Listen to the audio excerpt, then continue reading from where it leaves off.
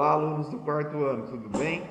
Aqui é o professor Leandro. Bom dia para os alunos da professora da Paula.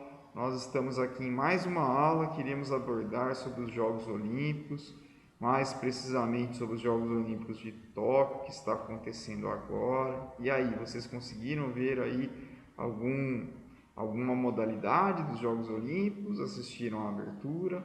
Então, estamos falando aí dos Jogos de Tóquio, né, 2020. Por conta da pandemia, está acontecendo agora em 2021. Nas últimas aulas a gente conversou um pouquinho sobre alguns aspectos e a gente vai então continuar aí falando de algumas curiosidades, algumas questões. Falamos já, né, que a cada edição dos Jogos Olímpicos a escolha, né, de um mascote. Então, a gente já conversou um pouquinho do Mirai Toa, né, que foi o mascote escolhido pelo Japão. E na aula de hoje eu queria apresentar para vocês aí o mascote que ele foi adotado aí pelo time brasileiro. Então, apesar de cada edição dos Jogos Olímpicos haver o mascote escolhido pelo país que está sediando os Jogos, o Brasil escolheu aí ter um mascote que vai acompanhar pelas diversas Olimpíadas, e esse mascote é o Ginga.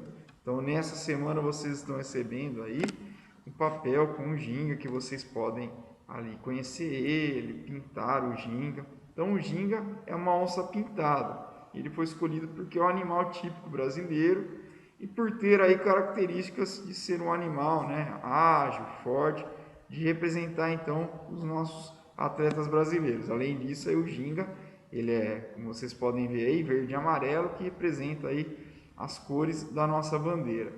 E nessas Olimpíadas de Tóquio, né, a gente já conversou, são 46 modalidades em disputa, né? Cada modalidade tem vários jogos aí, tem a premiação, né, por ali etapas distintas, mas são 46 modalidades. E o Brasil está lá em Tóquio com 301 atletas e vai participar aí de 35 modalidades, né? Então, ali, né, nós temos aí algumas modalidades, nós não iremos ter atletas. E só para vocês terem uma ideia, são 206 países, né, com atletas que estão participando desse evento em Tóquio, tá? E o que mais que eu vou falar para vocês? Ó, atualmente, nas competições, há a premiação do primeiro, segundo e terceiro lugar. Então, aí vocês podem ver que seria a medalha que representa, né, a medalha de ouro para o primeiro lugar, a de prata para o segundo lugar e a de bronze para o terceiro lugar. Cada edição é feita, né, o país sede, ele cria ali também, né? Ele faz um concurso e cria ali a sua medalha.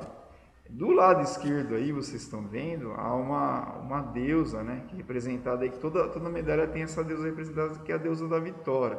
Então, alguns chamam ela de Nice, Nike, mas o outro lado da medalha, ele é a criação do país de origem. Então, aí os japoneses, né, Tóquio, criaram e fizeram um concurso da medalha, e essa medalha é feita toda de material reciclável que o país ali coletou para fazer aí as diversas medalhas, tá? Então aí está um exemplo, então ela tem um significado, mas como eu falei lá, os Jogos Olímpicos eles acontecem há muitos anos, e é desde antes da época de Cristo, né?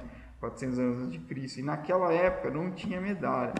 Naquela época o vencedor não tinha também primeiro, segundo, terceiro, era só o campeão que era, né, coroado, premiado.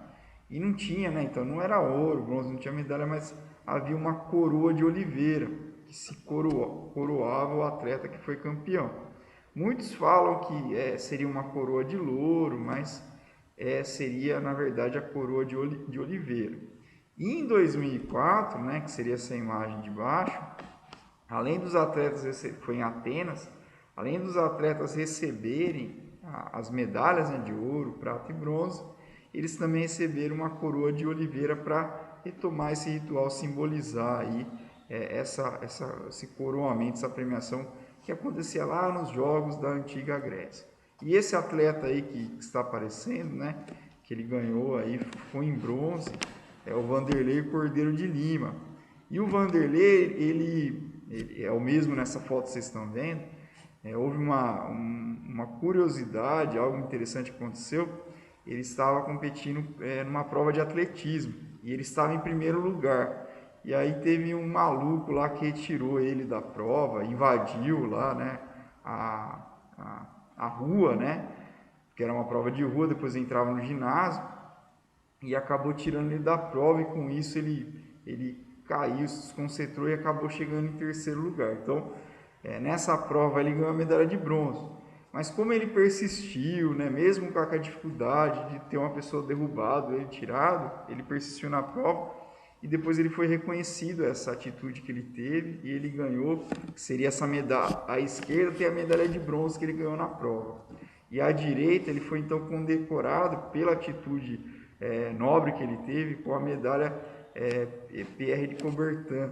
Então, o Pierre de Coubertin foi a pessoa que trouxe lá as ideias dos jogos antigos da Grécia para a modernidade agora, né, de juntar os países. Então, esse feito, esse atleta, né, o Vanderlei, ele ganhou essa medalha do Pierre de Coubertin e poucas pessoas receberam essa medalha, né? Então, por esse ato de ter continuado, ter persistido, que foi bem legal. Pessoal, ficamos por aqui. Espero vocês até uma próxima aula. Um grande abraço, fiquem com Deus.